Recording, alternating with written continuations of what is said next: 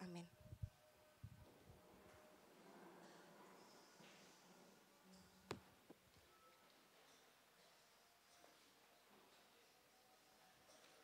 Selamat siang.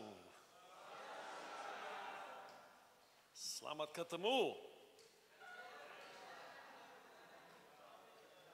Bukan main. Semua baik? Masuk kelas 2, luar biasa. Materi sedang dibagikan.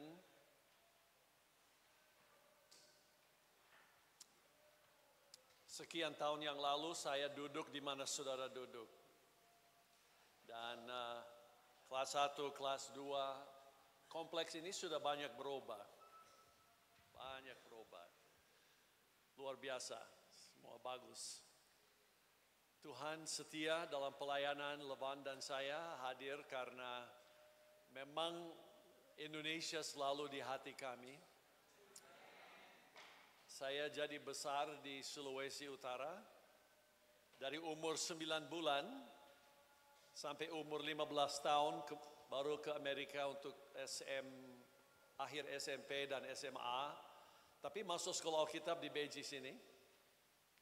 Dan sesudah sekolah Alkitab Levan dan saya menikah, kami ikuti kelas 3 di Seattle karena itu kewajiban untuk syarat jadi missionaries.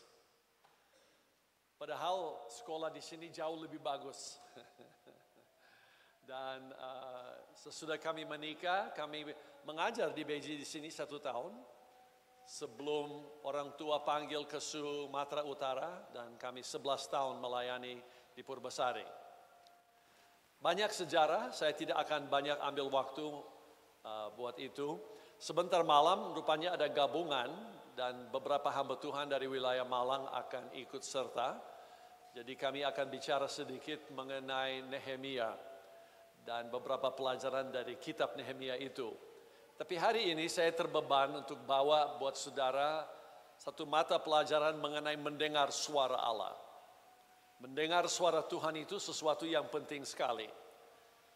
Telah menjadi pengalaman Levan dan saya, saat-saat kami bisa respon kepada suara Allah, semua jalan dengan baik. Pada saat kami menolak suara Tuhan dalam hati, sulit. Dan satu hal yang saya menemukan dalam pelayanan, kami sangat membutuhkan mendengar suara Allah. Hanya seringkali masalahnya bagaimana mendengar suara. Sehingga kami biasa mendengar dengan telinga jasmania. Ada kalanya ada orang yang bisa mendengar suara Allah, bukan selamanya, tapi sekali-sekali dia misalnya mendengar audible voice, satu suara yang didengar dengan telinga manusiawi. Itu bisa jadi kan? Tapi itu bukan kebiasaannya. Kebiasaannya ada suara Roh Kudus yang berbicara ke hati kita. Nah, bagaimana membedakan dengan suara-suara lain? Baik, kalau kita langsung, karena ini hanya 1 jam dan besok kita nanti 1,5 jam ya, ada bersama. Jadi saya mau masuk langsung di dalam materi ini. Kalau saya sudah tua nanti saya pakai kursi, tapi belum tua, baru umur 73, jadi oke. Ya. Oh ya, mendengar suara Allah dengan subtema yaitu kuasa bisikan Tuhan dalam hidupmu. Kuasa bisikan Tuhan dalam hidupmu. Kata bisikan ini penting juga sebab seringkali yang kita bisa mengerti mengenai suara Allah seolah-olah suatu bisikan. Kalau kita ribut di dalam percakapan sendiri di dalam otak, dalam pikiran kita, itu seringkali sulit mendengar bisikan. Saya sekarang pakai alat untuk mendengar. Sebab jadi besar di GPDI ada keistimewaannya kalau anak pendeta. Selalu harus duduk di depan, dekat semua speaker.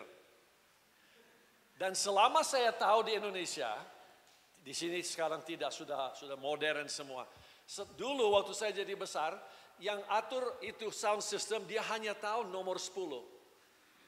Iya kan? Dia hanya tahu 10. Oh, sampai telinga saya, waduh, sudah umur 60-an, sudah sulit mendengar. Jadi di rumah tangga seperti ini, Ibu Lebon seringkali, Dan, begini bapak-bapak, apa? Kalau sudah banyak apa, pergi periksa, oh iya, rupanya perlu alat menolong mendengar. Nah, salah satu kunci sukses untuk pelayanan adalah kapasitas mendengar suara Tuhan. Dan saya mau saudara perhatikan ada beberapa pertanyaan. Jadi sebelum masuk perkenalan ada beberapa hal yang saya mau kemukakan. Ada beberapa pertanyaan, yaitu pertama, apakah kita mendengar suara Allah? Apakah kita mendengar suara Allah? Itu yang pertama. Ini hanya pertanyaan untuk menimbulkan pikiran dalam hati saudara dan saya. Nomor dua, bagaimana jamin bahwa suara yang didengar adalah suara Allah? Bagaimana jamin bahwa suara yang didengar itu adalah suara Allah? Sebab kita akan melihat nanti ada bermacam suara. Ada suara manusia, ada suara musuh kita, iblis, sebab dia juga berbicara. Ada suara Allah. Bagaimana menentukan yang mana kita dengar, iya kan? Jadi penting sekali saya mengerti hal ini. Ketiga, apa yang layakkan saya mendengar suara Allah atau suara Tuhan? Apa yang melayakkan kita mendengar suara Allah? Semuanya ini kita akan jawab di dalam 2 sesi ini. Lebih dulu buka ini satu ayat ekstra. Ibrani 1 ayat 1 dan 2. Ibrani pasal 1 ayat 1 dan 2. Saya senang sekali mendengar Alkitab buka. Di Amerika kalau masuk ibadah, jarang sekali saya lihat Alkitab. Semua di HP atau di tablet atau macam-macam. Dan kita perlu sekali firman Allah, dan buat saya membaca dengan mata sendiri di atas kertas ini penting sekali. Sebab banyak orang dia cara belajar berbeda dengan orang lain. Tetapi Ibrani 1 ayat 1 dan 2. Setelah pada zaman dahulu Allah berulang kali dan dalam pelbagai cara berbicara kepada nenek moyang kita dengan perantaraan nabi-nabi. Dengan perantaraan nabi-nabi. Jadi ada penyambung lidah.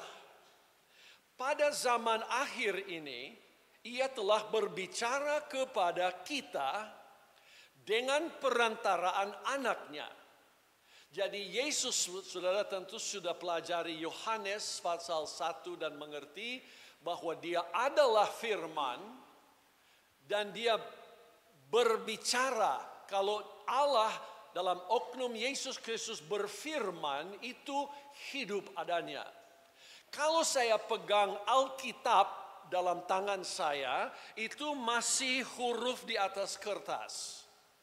Tetapi sesaat saya baca perkataan ini, sekarang Petrus menjelaskan seperti ini. Dia berkata bahwa firman itu hidup. Dalam bahasa Yunani, kata hidup ini bernafas. Artinya bernafas. Jadi bila saya baca dan sekarang saya mulai merenungkan, firman itu begitu berkuasa sehingga dia hidupkan sesuatu di dalam saya, di dalam hidup saudara. Jadi kalau kita melihat penting sekali, dia sekarang berbicara kepada kita melalui anaknya yang telah ia tetapkan sebagai yang berhak menerima segala yang ada. Oleh dia Allah telah menjadikan alam semesta. Jadi disamakan yang saudara dan saya terima sebagai perkataan hidup yang nafas itu langsung di ayat 2 ini, dia hubungkan dan dia samakan dengan dia yang berdiri di hadapan segala kegelapan dan keadaan kosong bumi ini. Dan dia berfirman dan semua dijadikan teratur kembali. Berarti dalam pelayanan, saudara akan juga menghadapi keadaan kacau. Hidup manusia kacau. Hidup jiwa-jiwa perlu jawaban, perlu kuasa yang membawa mereka dari keadaan mati ke dalam hidup. Perkataan itu, perkataan apa? Firman Allah. Bukan pendapat saudara yang akan mengubah orang. Bukan ide saudara yang akan merubah orang misalnya dan lepaskan mereka dari narkoba dan semacam-macam. Tidak, firman itu yang hidup. Firman yang seperti peledakan dalam hidup mereka. Petrus berkata, itu adalah hidup, nafas.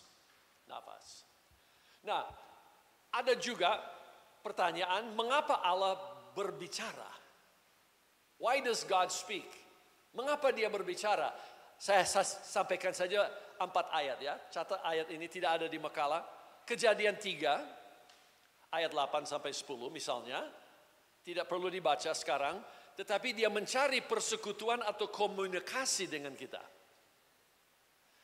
Jadi, mengapa Allah berbicara? Kejadian 3 katakan, dia mencari persekutuan dan komunikasi dengan kita.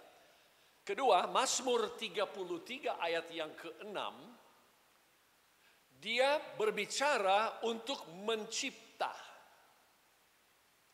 Jangan hanya, sekali lagi dia berbicara untuk mencipta. Jangan hanya tepatkan daya cipta dalam Kejadian 1, 2, dan 3. Jangan. Dia berkuasa berfirman melalui mulut saudara, bukan sebab saudara akan ciptakan langit dan bumi, bukan. Tetapi saudara akan ciptakan hadirat Allah di tempat-tempat yang paling gelap. Hidup orang yang tadinya sudah terjerat, sudah dimasukkan penjara, sudah dalam keadaan buta, bila saudara sampaikan firman itu, dia menciptakan satu dunia baru buat mereka. Jadi ini luar biasa. Itu sebabnya Paulus berkata kepada anak rohaninya Timotius, awasi baik-baik ini yang dipercayakan kepadamu. Siswa-siswi di sekolah Alkitab, kalau sudah mau masuk ladang Tuhan sebentar, jangan lupa apa yang Allah beri kepadamu pada hari ini adalah suatu harta yang luar biasa. Sebab kalau saudara mulai aplikasikan ini, sebentar saudara akan melihat buahnya. Ketiga, Mazmur 119 ayat 130, dia berbicara untuk memberi pengertian.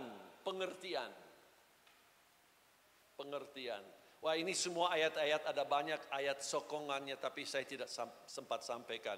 Yohanes 15 ayat 3. Yohanes 15 ayat 3. Ia menyucikan kita oleh firman-Nya. Jadi pribadi dilayani dengan firman itu. Suaranya. Sebab bila saya mendengar suaranya. Baik, kita masuk lalu langsung di dalam perkenalan atau pendahuluan. Kita baca bersama Yohanes 10 ayat 1 sampai 4. Ini sekarang mulai di dalam materi saudara. Pastilah aku berkata kepadamu, saya senang sekali dengan istilah pasti. Pasti bukan barangkali. Pasti aku berkata kepadamu, barang siapa tidak masuki kandang domba melalui pintu, tetapi memanjat ke jalan lain, ia adalah pencuri dan perampok. Tetapi barang siapa masuk melalui pintu, ia adalah gembala domba-domba. Ayat 3. Kepadanya penjaga pintu terbuka, dan domba-domba mendengar suaranya. Sekali lagi, dan domba-domba mendengar suaranya. Dan ia memanggil domba-dombanya sendiri dengan nama. Perhatikan, dengan nama. Dengan nama dan memimpin mereka keluar. Jadi mereka dipimpin dengan cara apa? Dengan suara. Dengan suara. Baik. Ayat 4. Ketika dia membawa domba-dombanya sendiri, dia berjalan di depan mereka dan domba-domba mengikutinya karena mereka tahu suaranya. Sebentar sambil kita buka bersama firman ini, akan ada lampu nyala di dalam pikiran saudara. Sesuatu meluap dalam jiwa. Oh iya, ini yang dia maksudkan oleh Roh Kudus. Ada kawan saya tidak dengar langsung dari pendeta yang alami ini, tapi kawan saya yang berkenalan dengan seorang hamba Tuhan yang pergi kunjungi Israel. Selain pergi ke semua tempat-tempat yang biasa dikunjungi, Golgota, ya taman di Getsemani dan macam-macam tempat ya, dia ingin sekali alami pengalaman gembala-gembala dan domba-domba di desa. Jadi satu hari dia diajak oleh salah satu kawannya di Israel, mereka pergi ke satu desa di mana ini desa ada banyak gembala-gembala lah. Semua yang dalam desa itu punya domba masing-masing, bisa ada yang 25 domba, ada yang 50, ada yang 100. Dan dia perhatikan, dia ikuti sepanjang hari. Kalau pagi hari domba itu dibawa oleh gembalanya pergi ke satu ladang. Ladang ini lembah yang hijau. Dia perhatikan setiap gembala mengantar domba-dombanya ke tempat ini. Tetapi kalau dia sudah lepaskan mereka mulai makan rumput, dia duduk di bukit sambil mengawasi domba-domba. Datanglah gembala kedua, gembala ketiga, gembala keempat. Dan semua lepaskan di tempat yang sama. Wah, dia bilang ini ramai nanti. Kalau pulang bagaimana? Jadi sepanjang hari mereka ngobrol, minum kopi, minum teh, apa saja. Pokoknya kalau sudah waktu mau pulang malam, ini gembala-gembala satu persatu mulai berdiri. Dan dengan suaranya yang tertentu, mereka memanggil dombanya, dan dari sekian ratusan domba, hanya milik dia yang bergerak.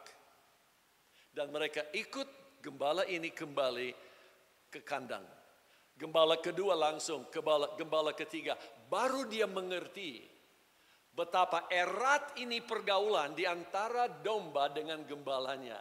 Sehingga mereka dibiasakan dengan suara. Dibiasakan dengan suara. Adakah saudara biasa mendengar suara bisikan Allah di dalam hidupmu? Matius 17 ayat 4 dan 5. Petrus menjawab dan berkata kepada Yesus, Tuhan adalah baik bagi kami untuk berada di sini. Saudara masih ingat tentu ini di Bukit Kemuliaan. Jika engkau mau, marilah kita jadikan di sini 3 tabernakel. 1 untukmu, 1 untuk Musa, 1 untuk Elia. Sementara dia masih berbicara, lihatlah awan terang menaungi mereka dan tiba-tiba sebuah suara keluar dari awan mengatakan, inilah anakku yang kukasihi, kepadanyalah aku berkenan, dengarkanlah dia. Dengarkanlah dia. Jadi kalau di Alkitab saya coret di bawah, saya kasih exclamation mark. Saya warnai lagi supaya saya selalu ingat. Dengar suaranya.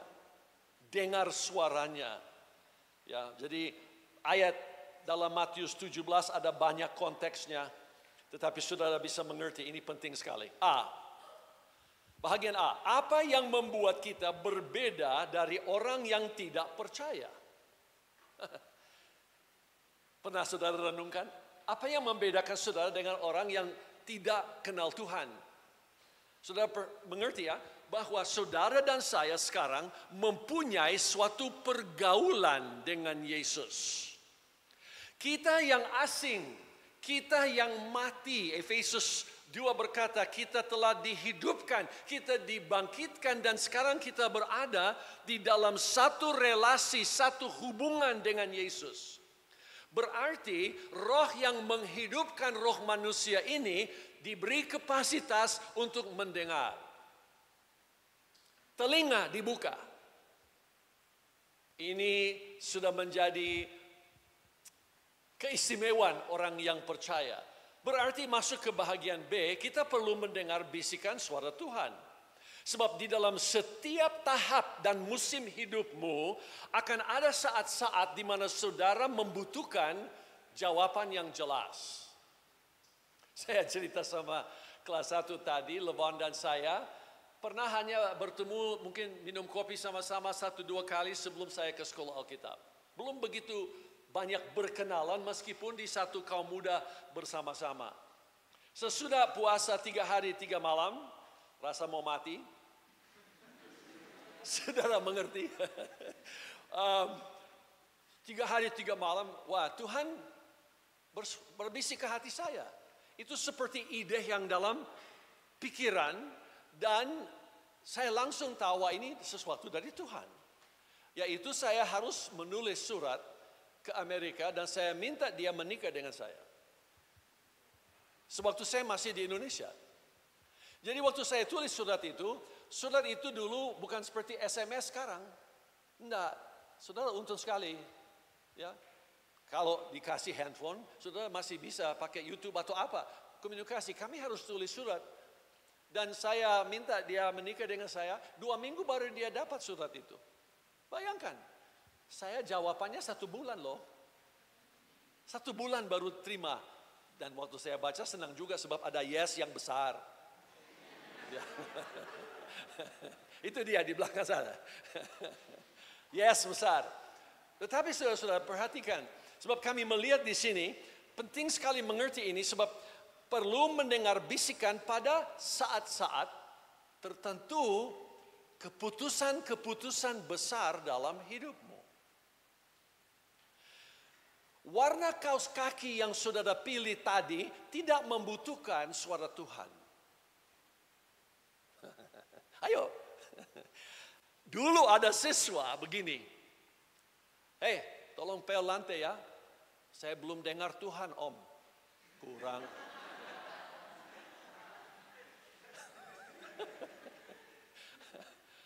Ada kaum muda di gereja saya dulu di Bethel Temple. Dan ini anak memang kalau lihat dari luar selalu rohani sekali. Bawa Alkitab di mana-mana. Kalau di ruang doa, dia selalu di ruang doa. Tapi ada kalanya kita harus keluar, kita melayani anak-anak sekolah minggu yang bekas kena narkoba orang tuanya. Jadi banyak sekali yang harus rajin bekerja kan. Panggil dia, selalu di pihak rohani. Oh saya harus mendekati Tuhan, saya enggak. Ya itu adalah namanya hamba tak berguna. Iya. Ada orang kelebihan dia rasa rohani sampai di Selandia Baru dulu. Mereka semua ke pantai, tidak mau kerja, tidak mau buat apa-apa. Kecuali katanya sudah dengar suara Tuhan lebih dulu. Kalau saudara bangun pagi, saudara ada banyak hal yang tidak membutuhkan suara Tuhan. Yang dibutuhkan adalah hikmat yang Tuhan berikan. Tetapi kalau mau pilih jodoh, lebih baik berdoa baik-baik. Halo. Kalau sudah waktu mau melayani dan ada keputusan-keputusan tertentu, lebih baik mendengar suara Tuhan. Jadi ini sebabnya, ini penting sekali, sebab praktis. Dia praktis di dalam kehidupan kita. Gembala saya untuk 11 tahun namanya Wendell Smith.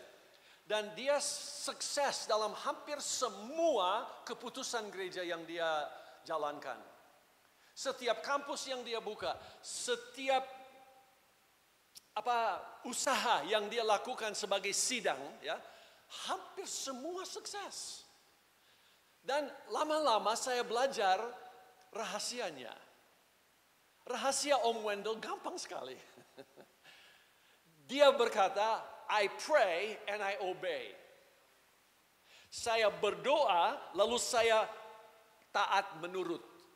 Apa yang Tuhan bisikan ke hati, dia lakukan. Hanya 1 kali dia salah. Sebab dia anggap satu hari gereja kita akan siaran TV. Jadi sebelum dia bicara dengan tua-tua sidang, sebelum dia bicara sama pengusaha yang pegang duit gereja, sebelum pun dia bicara sama istrinya, hari Minggu dia umumkan kepada semua, kita akan mulai siaran TV. Gak pernah jadi, gagal semua. Mengapa? Dia tidak pernah doakan dan dia belum dengar dari Tuhan. Dia belum dengar dari Tuhan. Berarti dia dulu kasih kepada kami ada 2 ayat yang saya sampai hari ini masih ingat. Ya, mengenai mendengar dan melakukan adalah, coba lihat Yohanes. Ini catat saja, kami tidak akan baca. Yohanes 2 ayat 1 sampai 11. Tetapi yang penting ayat 5.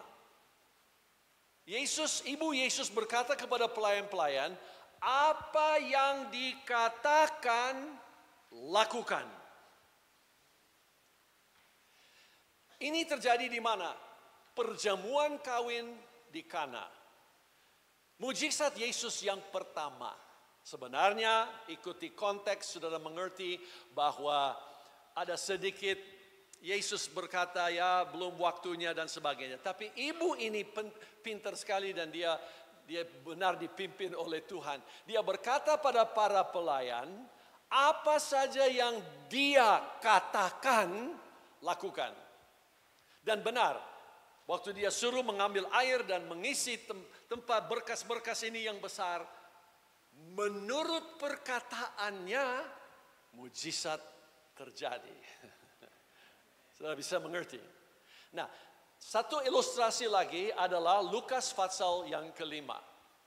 Lukas pasal 5 ayat 1 sampai 6. Tetapi di ayat 4 selesai bicara, ia berkata kepada Simon, bertolaklah ke tempat yang dalam dan tebarkanlah jalamu untuk menangkap ikan. Ayat 6, tetapi karena engkau menyuruhnya, aku akan menebarkan jala juga. Jadi saudara perhatikan, kali kedua, mujizat besar luar biasa karena apa? Simon ahli tangkap ikan semalam-malaman kosong. Yesus mengajar dari perahunya. Selesai mengajar, orang mau marah pulang, lalu dia berkata, tolaklah perahumu Simon ke dalam. Taburkanlah jalahmu. Ya, saudara, di dalam hati Simon berkata, ini saya yang ahli tangkap ikan, Yesus ya tukang kayu. Tetapi menurut perkataanmu. Oke, baik. Sesaat saudara respon kepada perkataan bisikan roh Allah dalam hatimu, itu ada 100% jaminan sukses. 100%. Sebab Allah tidak pernah menyangkal firman-Nya. Dia berkata, buang jalamu ke sana. Sudah semalam-malaman. Ya, saya memang ada khotbah mengenai ini. Dan buat saya rasa lucu. Sebab ada ayat dalam perjanjian lama, Allah bersiul. Saya rasa hari itu dia bersiul. Sebab dia kan pencipta, dia yang ciptakan semua ikan-ikan di danau juga dan di laut. Jadi kalau Yesus di depan perahu, saya kira dia duduk dekat santai saja. Dia lagi mau lihat, mau ikut ini atau tidak. Saat itu jalak plak kena air, saya kira dia duduk di sana saja. Dia panggil ikan. Halo. Kalau saya waktu kecil main layang-layang loh. Iya. Sampai di Cianjur dengan almarhum bapaknya Om Awan Datu. Saya pernah main layang-layang. Kalau main layang-layang di Indonesia saya masih ingat. Kalau kurang angin tiup. Betul tidak? Oke. Panggil angin. Dia panggil ini semua ikan-ikan masuk. Sampai sudah mau sobek ini pukat. Luar biasa. Harus panggil perahu-perahu yang lain. Jadi apa pelajaran yang kita melihat di sini? Apa yang kita dengar darinya, kita taat dan menurut. C. Ada frekuensi suara Tuhan. Arti kata frekuensi. Frekuensi adalah tingkat di mana getaran terjadi dan merupakan gelombang seperti suara, radio, cahaya, dan lain-lain. Biasanya diukur per detik. Apakah telinga kita terbuka dan disesuaikan untuk mendengar suara Tuhan? Jadi pertanyaan saya, adakah saudara telingamu di-setel untuk mendengar frekuensi suara Yesus? Orang yang menyanyi bass, frekuensi berbeda dengan orang yang menyanyi suara satu atau yang lain. Pokoknya kalau semua siswi diajak, ayo puji Tuhan, suaranya tinggi. Kalau laki-laki suaranya di bawah. Semua beda getaran suara. Pegang saja di sini, saudara bisa merasakan getaran itu. Jadi suara itu, misalnya di pesawat TV, ada semua di dalam ruangan ini. Saya hanya perlu alatnya yang tepat untuk menangkap getaran frekuensi itu dan saya akan menonton sesuatu. Demikian juga dengan radio. Demikian juga saudara boleh belajar mendengar suara Allah. Baik. Dalam Yohanes 10 tadi kami melihat ayat 1-4. Yesus membandingkan dirinya dengan si pencuri. Domba mendengar suaranya dan ia memanggil domba-dombanya menurut nama dan menuntun mereka keluar. Baik, Romawi 1. Kunci untuk mendengar suara Tuhan. Kunci untuk mendengar suara Tuhan. A. Persepsi kita tentang Allah. Nah, perhatikan ini kalimat baik-baik. Persepsi kita, cara kita berpikir mengenai Allah akan mempengaruhi komunikasi dan kemampuan kita untuk mendengar suaranya.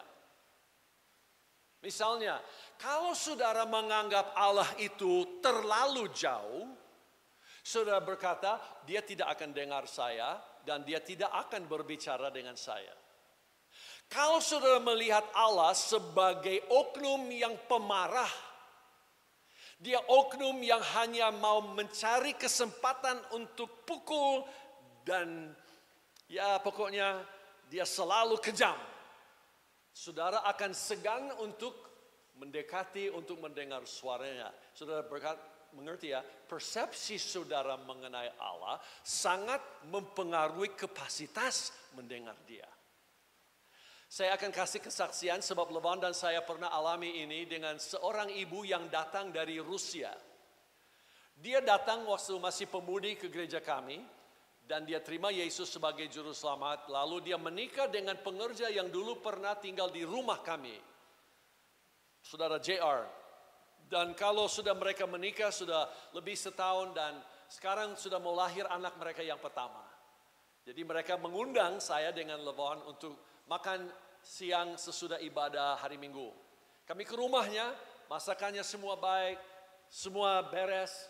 Tetapi selesai makan, saya masih ingat saya duduk di sebelah kanan dia di kepala meja. Dan kalau dia lihat saya, dia langsung berkata, Pastor Dan, saya ada kesulitan. Saya pikir apa kesulitannya? Sudah lagi senang, ada suami baik, ada sebentar melahirkan anak, rumahnya sudah bagus. Saya punya kesulitan, saya tidak bisa percaya dengan Bapa Allah. Saya sulit mengerti Bapa. Yesus saya bisa mengerti, saya terima. Bapa itu susah sekali. Lalu dia mulai cerita. Dia berkata, waktu saya jadi besar, ada 3 bersaudara mereka, jadi 3 perempuan. Tapi ayahnya adalah orang yang, kalau dia menggambarkan orang yang jahat sekali. Tidak bisa saya gambarkan sepenuhnya kejahatannya. Tetapi 3 perempuan ini diperkosa oleh bapaknya berulang-ulang kali. Dan ibu itu dipukul, selalu dipukul keras. Sampai dia benci bapaknya.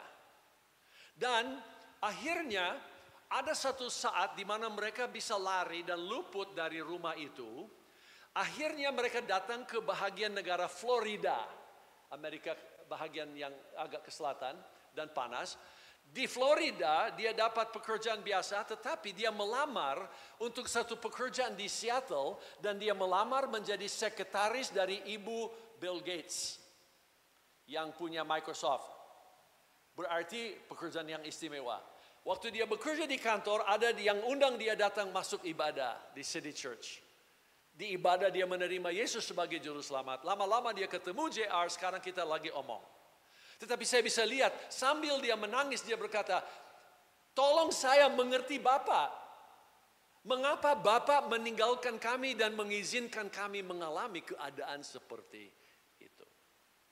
Nah, ini saat-saat dalam pelayanan yang saudara tidak mengundang. Mereka muncul saja begitu. Tidak bisa bersiap-siap untuk itu. Nah, jawaban itu harus Roh Kudus memberikan. Saya langsung berkata, oh Tuhan, tolong saya memberi jawaban untuk Nadia namanya, Nadia. Saya bilang, Nadia, sebenarnya kalau lihat kembali ke sejarah, Bapak ada menolong Nadia. Dia mata terbuka. Saya bilang, ya coba. Bapak di sorga meluputkan Nadia dari keadaan yang jahat, bawa ke Florida. Di sana adik-adikmu tertolong, ibumu tertolong. Engkau melamar pekerjaan sampai ke Seattle. Di sana dapat pekerjaan yang paling istimewa, gaji luar biasa, dia pemain fiol. Untuk pegawai-pegawai Microsoft dia main fiol dan dia menghibur mereka. Luar biasa. Ada yang bawa kamu datang masuk ke ibadah kami di gereja. Di sana ketemu dengan Yesus Kristus karena apa? Karena Bapak mengasihi Nadia. Lama-kelamaan saya melihat yang seperti marah berubah. Ada lampu yang menyala dan dia berkata, oh ya. Persepsinya tentang Allah mempengaruhi kapasitasnya mendengar. Kalau dia hanya melihat Bapa yang marah, yang menghukum dan yang membawa kesusahan, dia tidak pernah mau mendengar suara dari Bapa. Jadi saudara bisa mengerti, ini satu kisah yang benar-benar buat saya jadi sesuatu yang hidup benar. B, kunci dasar untuk mendengar suara Tuhan adalah memahami atribut dan karakternya. Bagaimana saya menanggapi Allah, demikian saya respon dan mendengar dia. Ibrani 11 ayat 6 berkata, tanpa iman tidak mungkin orang berkenan kepada Allah. Sebab barang siapa berpaling kepada Allah, ia harus percaya. Bukan saja percaya bahwa Allah ada, tetapi bahwa Allah memberi upah kepada orang yang sungguh-sungguh mencari dia. Saudara bisa mengerti? Bisa menangkap? Dia bukan hanya Allah ya yang ada, tetapi dia mau memberi upah. Jadi dia Allah yang murah hati, Allah yang penuh sayang, Allah yang baik, dan sebagainya. Jadi kita melihat bahagian D, sifat-sifat Allah. Saya akan menganjurkan kelas 2, di waktu bebas, mulai pelajari semua sifat-sifat Allah. Nah, sifat Allah ada saya catat saja beberapa di sini. Ini sifat-sifat esensial. Ini adalah beberapa sifat Allah yang dia tidak bagikan dengan kita. Hanya dia sendiri yang mengalami. Yaitu ini adalah sifat-sifat Allah yang memisahkan Allah dari ciptaannya. Sebab sifatnya menunjuk siapakah dia. Ya. Sifatnya menunjuk siapakah dia. Nah, maha hadir misalnya. Maha hadir. Jadi Rom 8 ayat 18 berkata bahwa percobaan yang kita alami ini di dalam dunia ini, meskipun dibanding dengan segala sesuatu yang lain, hanya sementara. Sengsara yang kita alami. Om, sengsara saya bertahun-tahun. Oke, baik. Sengsara. Anak saya yang lahir tidak normal, sekarang sudah 43. Sengsara yang kami alami dalam mendidik dan memelihara hidupnya itu sudah 43 tahun. Itu namanya sengsara lama. Oke? Jadi kalau saya ambil 2 siswa misalnya, saya minta tolong bawa tali kemari. Dan dari satu ujung dinding ini, dia pegang, satu pegang tali di sana, satu pegang di sana. Dan angkat tali itu, sekarang saudara bisa bayangkan ada tali yang menggambarkan waktu manusia. Sebelum Allah jadikan langit dan bumi, kita melihat kekal. Tali ini menunjuk sejak Adam dan Hawa dalam sejarah manusia. Waktu berjalan terus. Satu kali kelak, mudah-mudahan tidak lama lagi, Yesus akan kembali. Sehingga kita masuk dalam kekal nanti. Nah, saudara hidup di mana? Di dalam ukuran waktu ini, kita sedang hidup di mana? Saya tidak hidup pada waktu Adam. Saya lagi hidup di akhir zaman. Berarti misalnya ya, hidup Dan Peterson ini 73 tahunnya, itu kalau dibanding dengan seluruh waktu yang lain, kecil sekali. Pendek. Dan di dalam 73 tahun ini bukan selamanya sengsara. Ada masa senang sekali, ada banyak hal yang saya alami. Jadi saudara perhatikan, Rasul Paulus mengajar kita, meskipun sengsara yang kita alami ini hanya sebentar saja. Dapat perspektif ini, saudara mengerti, oh Allah yang saya sembah, dia baik sekali. Karena apa? Saudara melihat sifatnya yang pertama, bahwa dia maha hadir. Nah, yang saya rasa paling istimewa mengenai ini, sifat Allah ini, saya mau kasih gambaran ini sebab jangan khawatir, kalau saya tidak selesaikan ini makalah, jangan saudara stres. Nanti saudara sendiri berdoa supaya kembali lagi nanti. Okay. Di dalam waktu yang Tuhan berikan kepada kita, kenapa bingung buat besok? Kenapa bingung tentang besok? Ya kan? Coba pikir sebentar. Mengapa saudara susah, khawatir, takut mengenai hari besok? Kalau sampai saat ini, Ebenezer sudah menolong kita. Kalau dia maha hadir berarti dia hadir waktu saudara lahir. Dia hadir waktu saudara remaja. Dia hadir waktu saudara masuk ke dalam sekolah Alkitab. Dan dia hadir pada saat ini. Tapi dia tidak terbatas dengan waktu kita.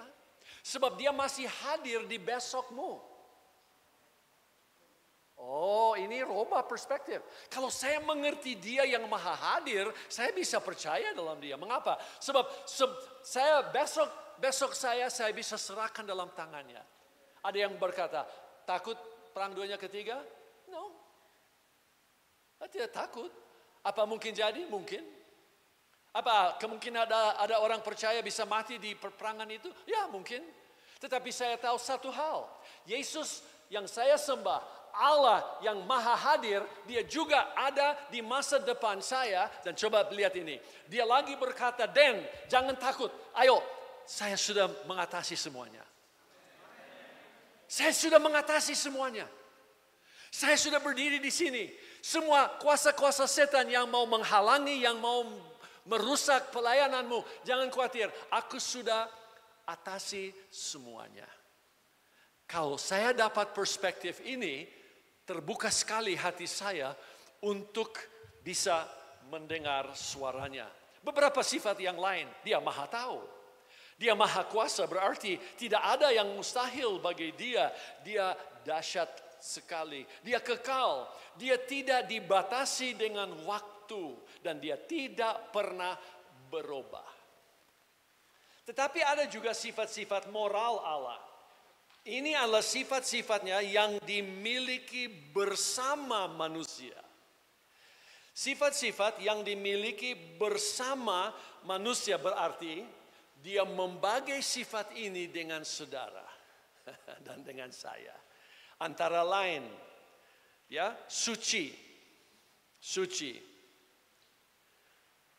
baik, kasih, setia, benar, adil. Dia adalah hikmat. Hikmat penting sekali. Hikmat penting. Hikmat adalah perspektif dan pengetahuan Allah selalu akan menghasilkan keputusan yang terbaik. Hikmat adalah perspektif dan pengetahuan Allah yang selalu menghasilkan keputusan terbaik. Yesus adalah manifestasi hikmat Allah. Jadi jangan lupa, kalau mengejar pengetahuan itu baik, tetapi masih ada yang melebihi pengetahuan. Yang melebihi pengetahuan adalah hikmat. Hikmat. Mengapa? Pengetahuan bila bertumpuk-tumpuk tanpa transformasi hidup mengembangkan kepala. Sombong, luar biasa. Saya ada ijazah ini, saya pegang ijazah itu. Kecuali ada transformasi. Kalau hikmat itu adalah bagaimana menggunakan pengetahuan.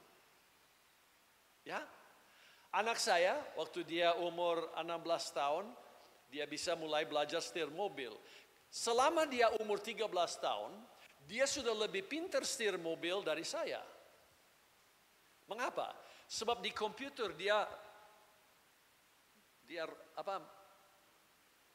balap Ya, jadi dia di komputer dia bisa dia dengan saudaranya itu mereka kejar-kejaran mobil. Wah, luar biasa. Ada di tikungan, tapi sekali-sekali saya perhatikan mobilnya itu ke jurang. Tapi dia tidak khawatir. Kenapa? Dia tunggu saja 5 detik mobilnya sudah kembali. Itu namanya komputer. Dia ahli, tapi dia belum punya hikmat. Jadi kalau dia masuk sekolah mengemudi di Amerika, mereka memberi film, mereka harus tonton film. Film ini apa? Orang-orang yang kena celaka, berdarah. Saya masuk ke sekolah untuk menjadi bahasa Indonesia saya tidak tahu, but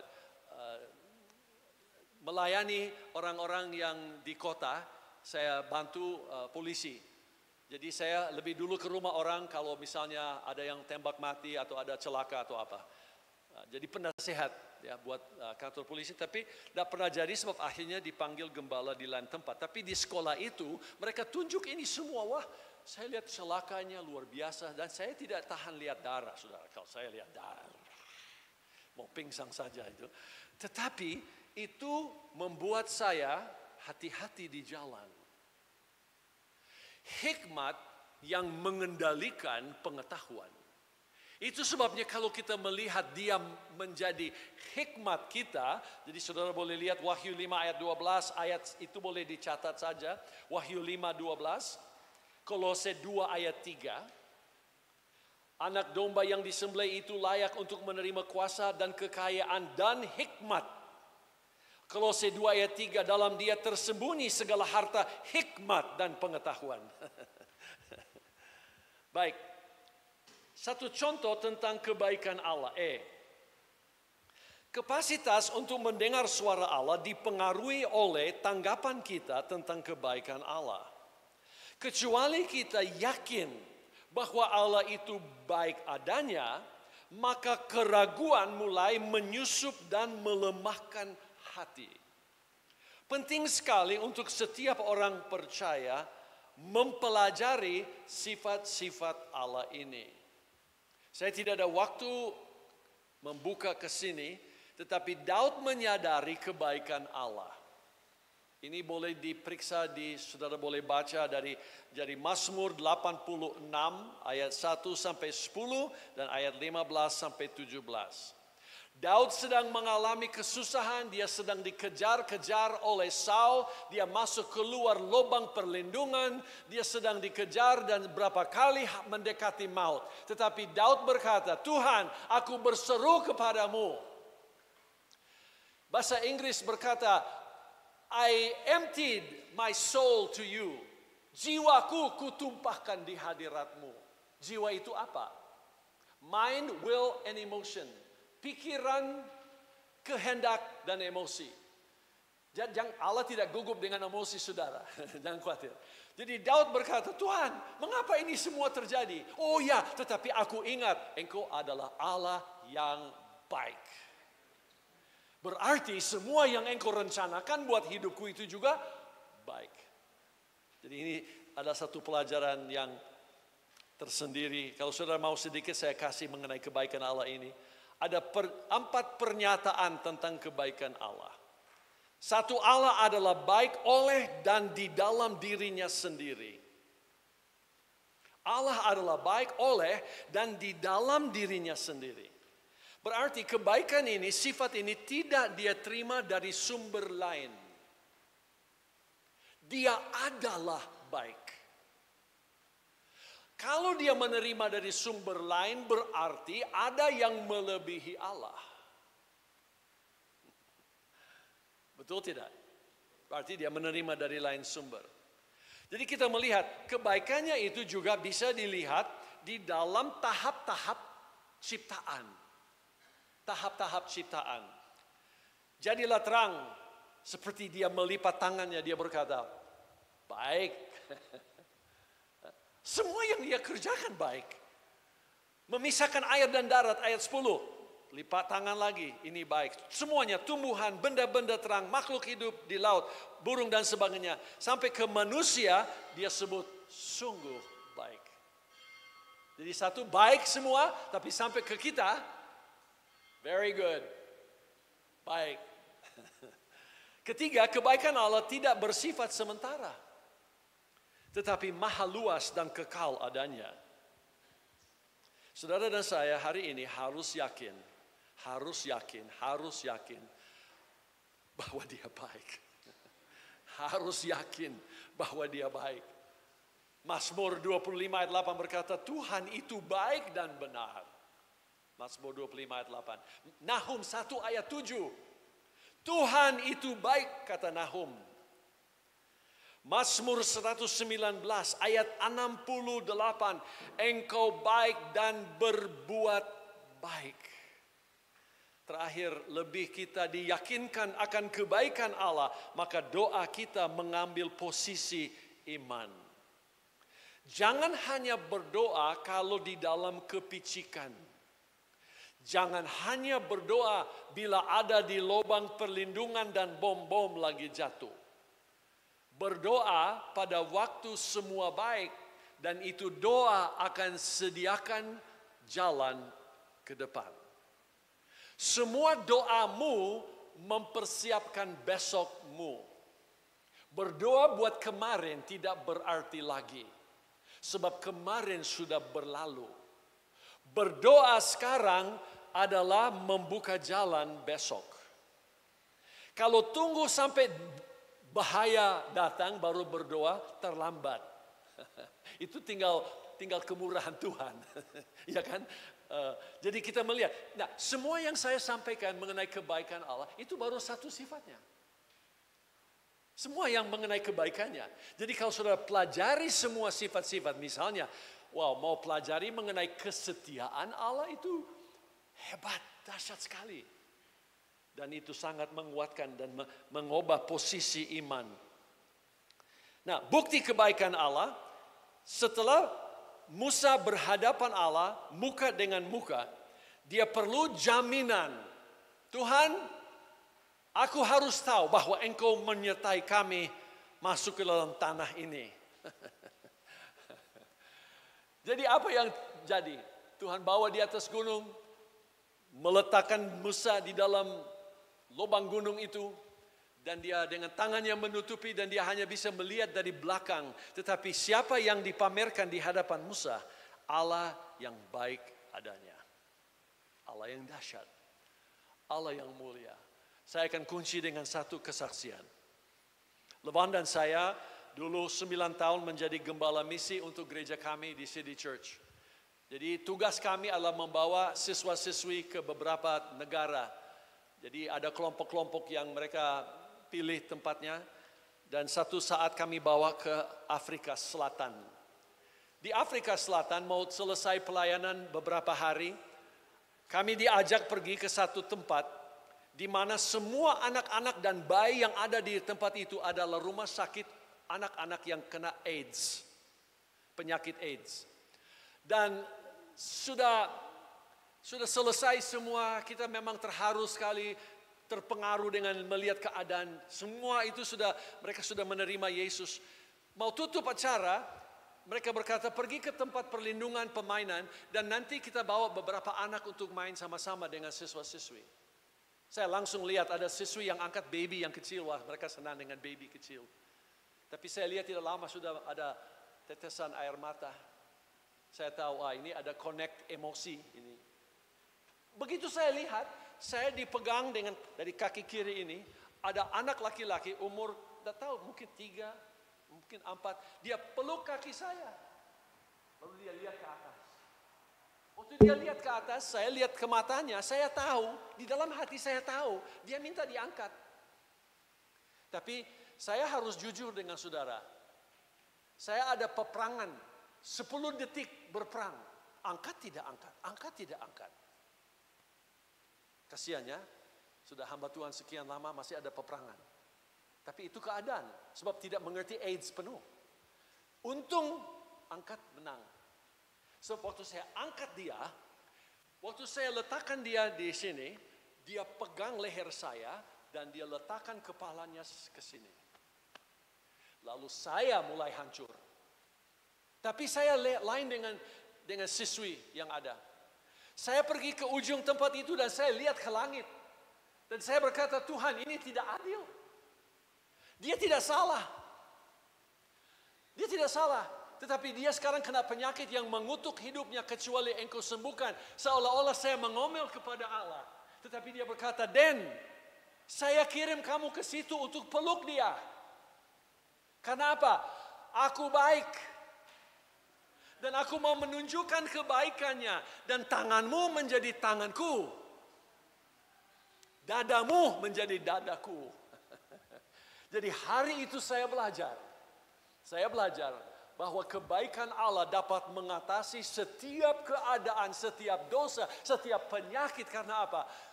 Pada akhirnya Tuhan selalu rencanakan yang terbaik bagi kita. Mari kita berdiri. Amin. Saudara belajar sesuatu hari ini. Saya harap ini mulai menolong. Besok kita akan lebih lihat lagi bagaimana sistem ini mendengar suara Allah bisa dipelajari dengan lebih baik dalam hidup kita. Mungkin saudara mengalami kepahitan di dalam hidup masa lampau. Mungkin saudara alami keadaan-keadaan yang tidak menyenangkan. Membuat saudara sulit untuk percaya bahwa Bapakmu di sorga baik. Angkat tangan saja di hadiratnya. Angkat saja tangan di hadiratnya. Berkata Tuhan, tolong saya percaya. Tolong saya Tuhan. Untuk percaya bahwa apa yang Engkau rencanakan. Bahwa Engkau mau berbicara kepada saya. Dan saya tidak akan izinkan hal-hal menghalangi saya mendengar suara-Mu. Kalau ada yang mempersalahkan saudara, ampuni mereka. Kalau ada yang berbuat yang tidak baik kepadamu, ampuni mereka.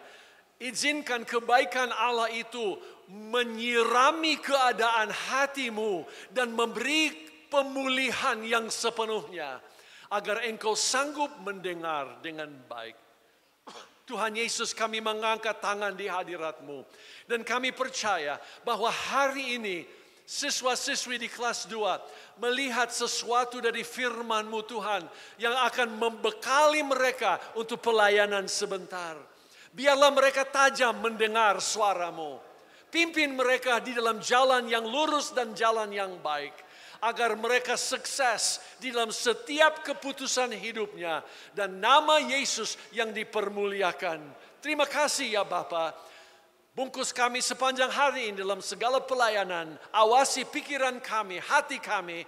Agar semua mendatangkan kemuliaan bagi Engkau, ya Tuhan. Di dalam nama Yesus kami berdoa. Semua berkata, amin, amin. Tuhan memberkati.